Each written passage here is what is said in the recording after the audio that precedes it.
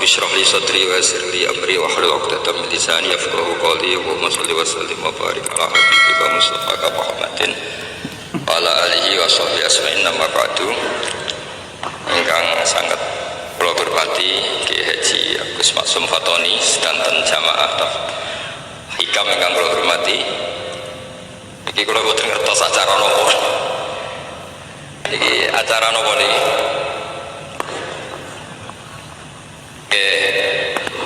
Nggih ngaos iki kula insyaallah ngaos 20 menit. Terus boten iki dirungokno tenan niki. Terus kula cerita kitab hikam niku dikarang oleh Ibnu Athaillah napa As-Sakandari. Terus beliau adalah murid dari Abul Abbas Al-Mursi. Abul Abbas niku murid saking Abil Hasan Asy'ari.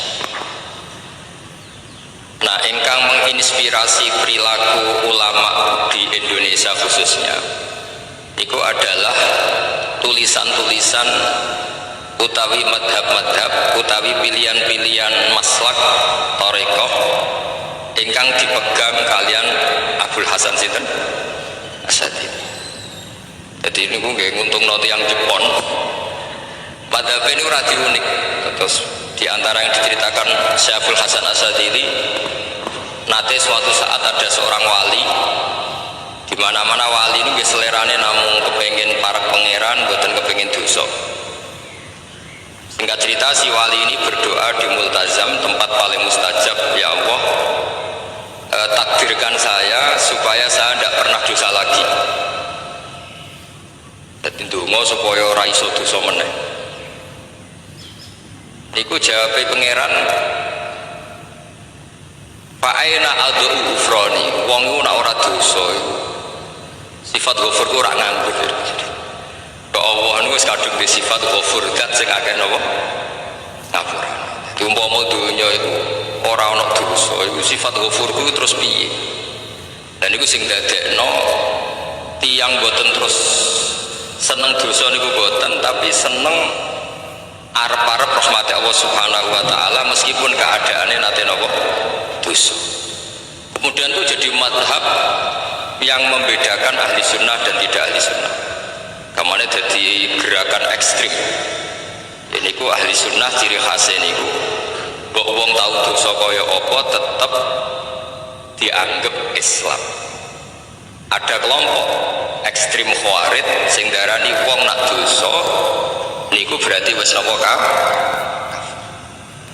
Jadi itu efeknya luar biasa dari madhab-madhab itu.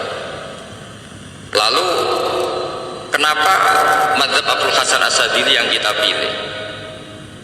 Karena kalau orang Islam kamu kafirkan niku mboten ketemu, cara akal niku mboten ketemu. Cara berpikir kita masyhur Abul Hasan Asy'ari ngetikan wong iku nak kafir mulai cilik nganti 70 tahun. Kalau baleni malih tiyang kafir cilik ngantos 70 tahun. Itu kan menjadi mukmin itu hanya dengan melafadzkan Allah syahadat la ilaha illallah Muhammadur Rasulullah. Niku hadhil kalimah satu ini. Kalimah syahadat niku saged ngilangi kekafiran 70 tahun. Artinya kalimat ini adalah kalimatun dakhala fihal kafiru al-islam atau kalimatun sara bihal kafiru musliman. Jadi kaji rileks, ini tanamkan di hati. Ini adalah kalimat yang orang kafir saja menjadi muslim, hanya sekali dilafadzkan. Masa lalu dengan kalimat yang sama tiang muslim menjadi kafir. Itu membuatkan ketemu akal. Makanya madhab takfiri, madhab gampang mengkafirkan orang itu jelas madhab yang nggak ada rujukannya sama sekali, nggak ada pegangan ilmiahnya sama sekali. Wong kafir wae jadi Islam, masa wong Islam jadi kafir. Jaluk nopo?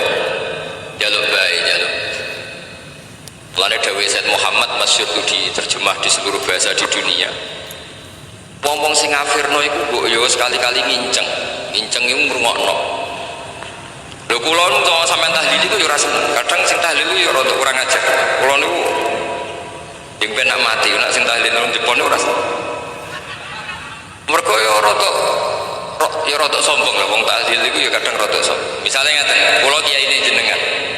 Dongane ngene, ya Allah, ini guru saya. Ingkana musinan fazid ihsani. Kalau dia baik, itu ya tambahlah kebaikan. Mosok murid muni gurune baik itu kalau itu kan ngenyak uang. Ini soleh-soleh permanen dianggap Noah. Jadi dungan ini ngeper ingkana musinan fazid ihsan. Wa ingkana musian fata jawasan. Misalnya kalau dia orang buruk, kalau beliau orang buruk yang kau maafkan. Maka orang-orang di luar sana yang mengatakan andikan tahlil itu baik pasti dilakukan sahabat, itu logika yang keliru. Sahabat gak mungkin kan nahlili kanjeng Nabi ngendikan ingkana musina, sido kafir. Wong kanjeng Nabi kok apike di ngendikano ingkana, ini kok kafir. Wong Nabi kok ingkana andai. Saiki pertanyaannya gini, kita sebagai kiai, sebagai guru, murid nak tahlil ya rada kurang ajar sithik. Wong gurune kok diomongno ingkana musinan ambek ingkana musian. Nah pertanyaannya gini, lepas dari ke rada kurang ajar lah dalam tahlil itu rada kurang ajar karena nyebut guru ora qad kana musinan tapi ingkana musinan. Maksudnya kalau sampean sebagai murid kan punya qad kana musinan, guru saya benar-benar orang baik, bukan ingkana andekan orang. Tapi ada satu kepastian bahwa ini tidak minta sama mayit.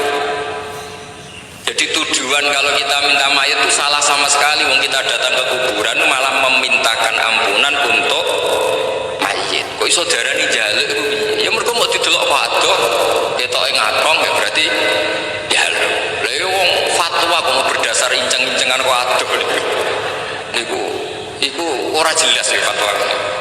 Paham gitu? Terus jenengan kudu yakin bahwa mazhab kita itu yang benar, bahwa tahlilan di kuburan tidak kafir karena tidak minta ke mayit, malah memintakan untuk mayit atau memintakan ampunan untuk mayit. Cuma redaksi sing rontok ngoten niku dikurangi lah.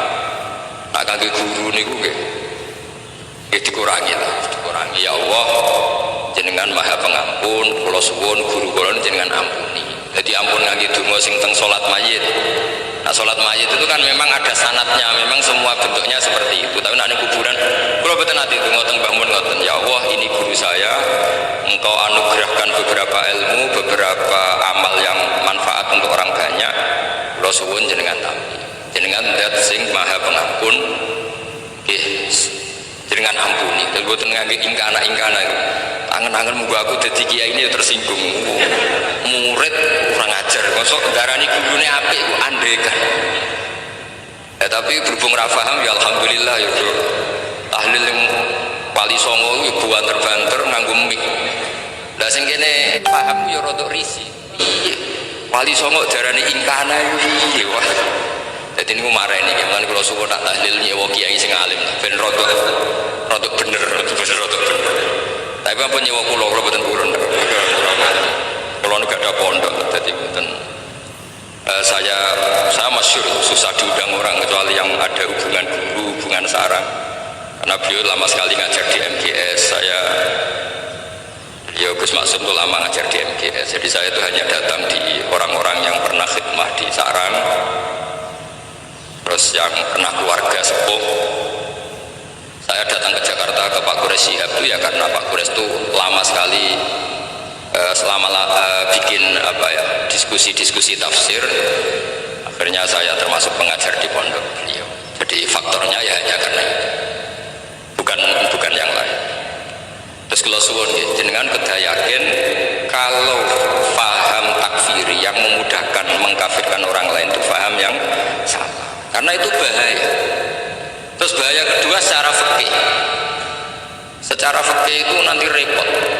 Kalau nanti di salah satu seminar itu sudah mau zuhur, ketemu satu narasumber yang gampang mengkafirkan orang, itu separuh masjid kebetulan mereka banyak bisa ngaji itu terus gak sholat zuhur.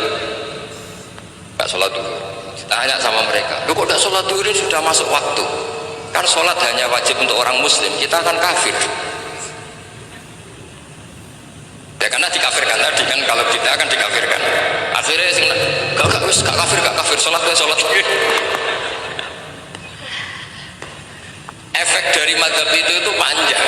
Kalau betul faham mereka itu betul, berarti yang sudah kafir, orang kafir itu wajib sholat kan?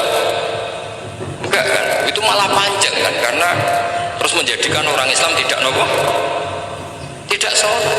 Nanti ke masjid tidak boleh, orang kafir tidak boleh masuk masjid. Itu efeknya panjang. Jadi kalau suwun mazhab Abil Hasan Asyadzili itu dipegang. Nah itu mazhab beliau itu implementasinya di kitab Hikam. Karena Hikam itu putu murid yang paling bisa mengimplementasikan, menjelaskan cara pandang mazhab Abil Hasan Asyadzili sing dados thariqah Syadzili. Terus ketiga, itu cara pandang itu detail itu jelimet. Mesti sampean ora kepikiran. Misalnya begini, ketika ada orang salah jenengan marah, itu sebenarnya karena salahnya apa karena hal yang lain? Normalnya orang itu berpikir karena salahnya, itu keliru cara mazhab Hasan Asyadzili. Pasti kamu marah itu karena ada hal lain. Misalnya kita pembantu elek kritik mecahno gelas, mesti langsung bangun. Alasannya mecahno, tapi ini asing mecahno wong ayu, kowe iso ngamuk. Kowe iso ngamuk wong ayu.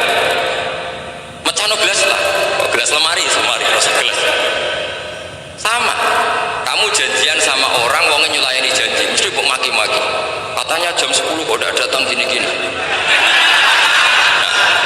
Tapi kalau yang terlambat itu wong sing ngutangi kowe iso ngamuk orang sing ngutangi kowe. Atau sing terlambat itu komandannya, atasan kamu.